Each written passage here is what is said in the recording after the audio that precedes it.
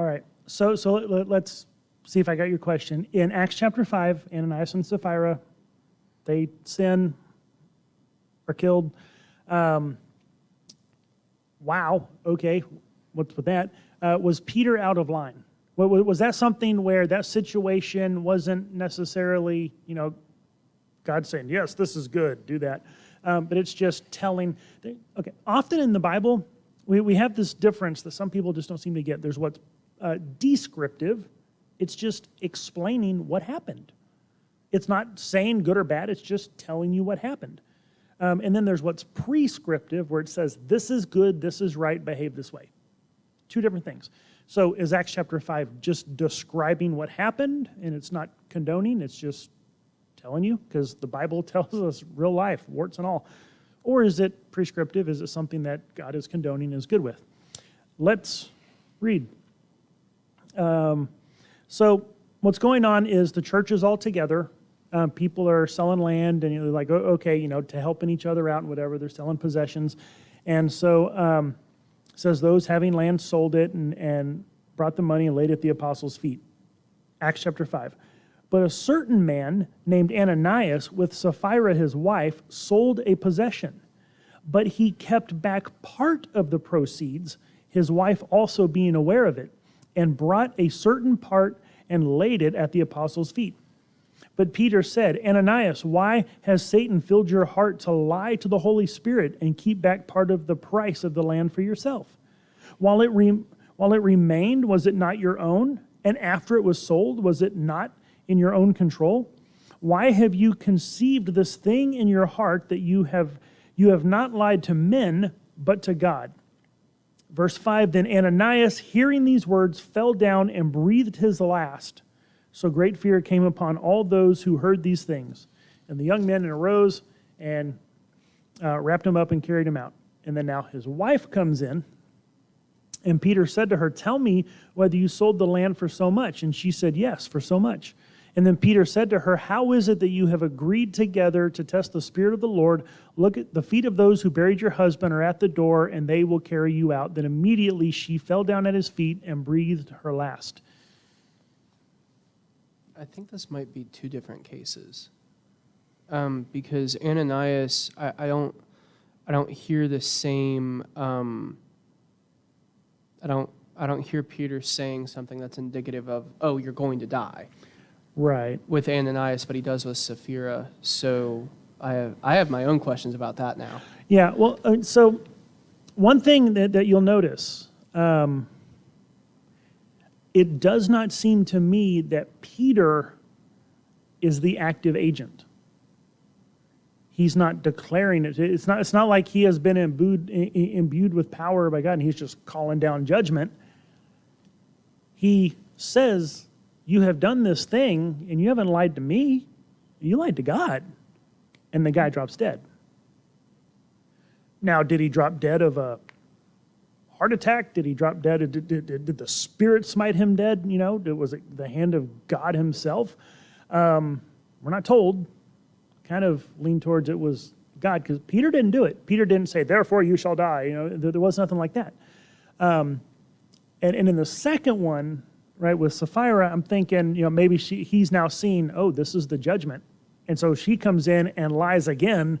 And he's like, well, okay, you sharing your husband's judgment then. And, but I don't know that we see that it's Peter who's proclaiming judgment so much as he's just stating, you've sinned against God. And then they drop, which would imply God did it, which brings up all kinds of other questions. Yeah, but on that issue of the prescription, description, is this something God's condoning? Well, if it appears that God's the one doing it, I don't think it's something he would condone for us to do, right? We're not given the power of determining who lives and dies. That's called playing God. He has that authority, we don't.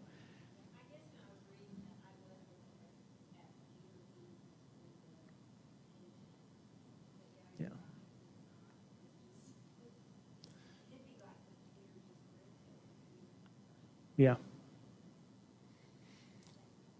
Yeah. So yeah, and that's one of those things where it's like, okay, is there something that's missing in translation that, maybe if we understood and read Greek fluently, it'd make a lot more sense to us in the original, but, maybe there's something that's lost as it translates to English. But I think it comes down to it. There's not really anything there that's like Peter's not the one doing. It doesn't seem to me. But Yeah, and so a piece of this, Acts was written by Luke, and kind of leaning on Luke 1:1 and kind of the beginning of Acts as well. Luke and Acts are both histories that have been compiled by somebody. And so it is most like, just based on that alone, outside of very specific instances where we see the apostles like giving what's called a didactic sentence or things like that, where it's a direct command that they are commanding of somebody else. Most of the time, it's a little bit better to read Luke and Acts as though it's mostly descriptive, unless it's definitively prescriptive in certain passages, because it is written as a history. Yeah. So prescriptive is, think about like a medical prescription. Do this on doctor's orders. That's what prescriptive is. Descriptive is kind of like it's describing, it's telling a story, it's telling history. So I don't think many of us would look at a history book and say, well, this history book says this math equation was done this way. That must be how I do this math equation. It's not a math textbook. Yeah, read it like it's describing what happened. Now then, when Jesus and the apostles are giving teachings and they're giving commands, then we start maybe looking at it like it's a prescription, like it's been told to us to do. But even then, it depends on the context of the passage itself.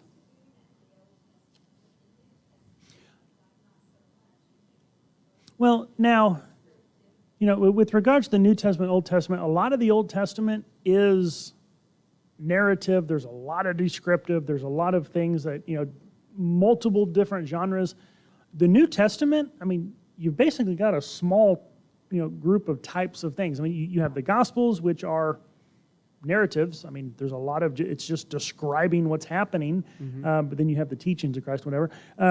Most of the New Testament is made up of letters that are prescriptive. It's just Paul writing, or Peter or whoever writing to a church going, okay, here's what you need to believe and here's how you need to behave, right? So we don't actually, in the New Testament, making the distinction isn't always as necessary as it is in the Old Testament, I would say. Hear my cry for truth, my cry for truth.